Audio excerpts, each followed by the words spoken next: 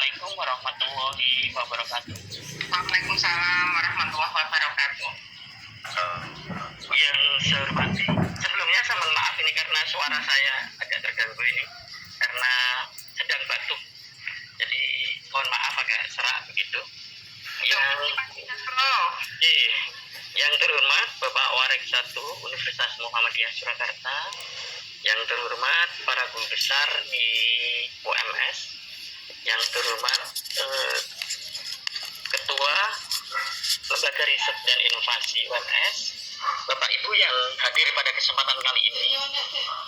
Ini akan saya sampaikan via tembus hibah kompetitif pengabdian masyarakat yang selama ini saya alami, saya sebagai pengusul, kemudian saya sebagai reviewernya Diktis, kemudian saya sebagai peneliti terbaiknya Diktis tahun 2019, kemudian saya juga pernah dengan hibah itu menjadi dosen teladan, dosen berprestasi tingkat nasional Kemenak RI. Jadi saya di sini benar yang dikatakan Bu Amber, dengan untuk mencapai guru besar itu hanya dari CPNS itu 11 tahun.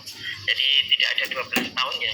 Jadi sangat singkat menurut saya ya. Karena orang menular ya, menular Bapak Ibu di sini ya. Amin. Baik, di sini yang pertama bahwa Tridharma perguruan tinggi yang kita hadapi dan kita lakukan setiap waktu, setiap saat, itu sebenarnya komposisinya sama antara pendidikan, penelitian, pengabdian masyarakat. Namun untuk PAK, untuk hukum itu biasanya lebih kepada penelitian yang diintenskan, karena nanti untuk guru besar pun nanti itu yang menjadi syarat utama, syarat pengugurnya gitu ya, sehingga lebih kepada disinilah untuk persentase terbesar dan perhatian lebih fokus ke situ. Padahal pengabdian masyarakat juga memiliki kontribusi yang sama sebenarnya, walaupun di situ memang untuk hukumnya adalah sedikit ya, hukumnya lebih sedikit. Nah di sini bantuan dari Diktis itu banyak sekali. Kalau Bapak Ibu seperti yang disampaikan oleh Pak Dr. Swendi tadi, bahwa di sana ada lebih banyak riset tadi ya. Tapi di sini banyak sekali yang bisa diakses oleh Bapak Ibu, terutama untuk pengabdian kepada masyarakat kolaboratif internasional, kemudian masyarakat berbasis moderasi beragama, dan sebagainya yang ada di Juknis itu. Nah kemudian ini saya temuan sebagai reviewer, bahwa ini saya bertugas sebagai reviewer itu mulai tahun 2016 ya. 2016 itu bahwa pengusul itu tidak banyak menyatakan RAP. Jadi RAP-nya itu tidak rinci, tidak jelas, kemudian tidak real, kemudian tidak rasional, kemudian latar belakang belum dapat menunjukkan urgensi pentingnya pemberdayaan. Jadi di situ saya melihat masih ada yang kurang gitu ya.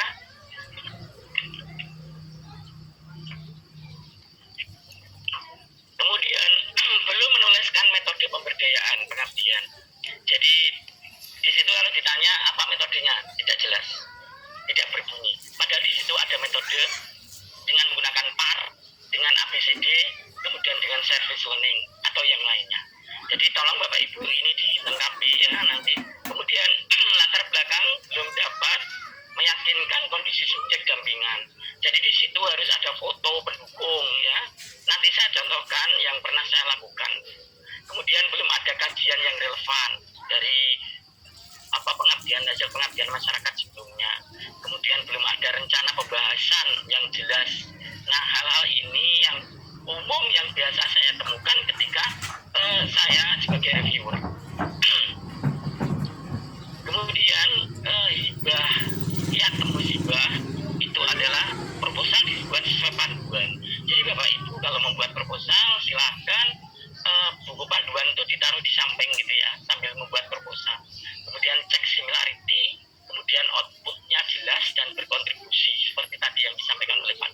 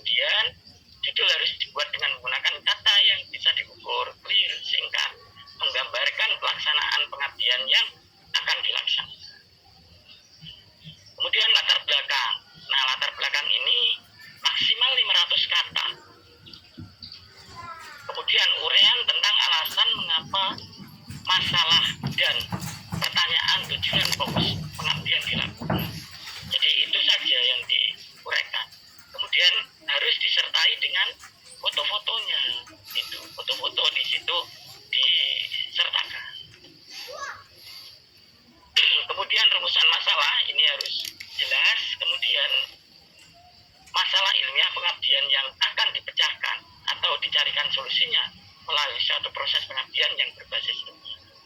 Setiap rumusan masalah minimal memenuhi kriteria model pengabdian yang dilakukan. Jadi harus sesuai dengan model yang akan dilakukan. Jadi apakah pilih PAR tadi, atau service learning, atau ABCD, atau yang lainnya. Silakan Bapak Ibu bisa pilih, bisa dipelajari. Kemudian tujuan pengabdian masyarakat ini bisa untuk di situ merupakan arah atau target yang akan dicapai dalam pelaksanaan pengabdian. Kemudian dapat terukur.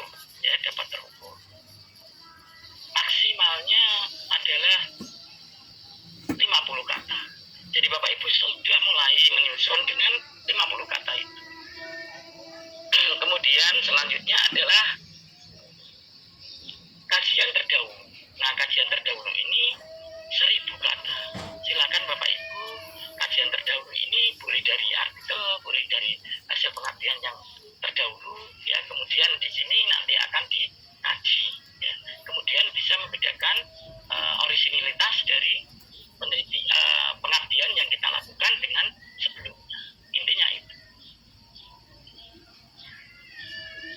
Kemudian di sini adalah selanjutnya tentang konsep teori. Jadi juga harus ada teorinya, maksimal 750 kata. Jadi Bapak Ibu silahkan dibuat sesuai dengan panduan, karena kami dalam menilai itu adalah sesuai yang ada di fill-in. Karena di situ yang di fill-in itulah yang kita buka. Kalau dulu kan antara fill-in dengan proposal yang kita susun itu berbeda. Proposal yang print out juga dikirim, tapi kita justru di sini bukanya adalah yang fill-in. Jadi di sini yang kita nilai. Dan kadang-kadang ini kelemahan dosen adalah ketika entry. Ketika entry itu tidak dipersiapkan dengan angka, dengan karakter atau kata tadi, sehingga susah sekali. Sehingga kadang-kadang tidak nyambung atau memutus yang tidak pas. Sehingga reviewer itu menjadi memberikan skor kecil.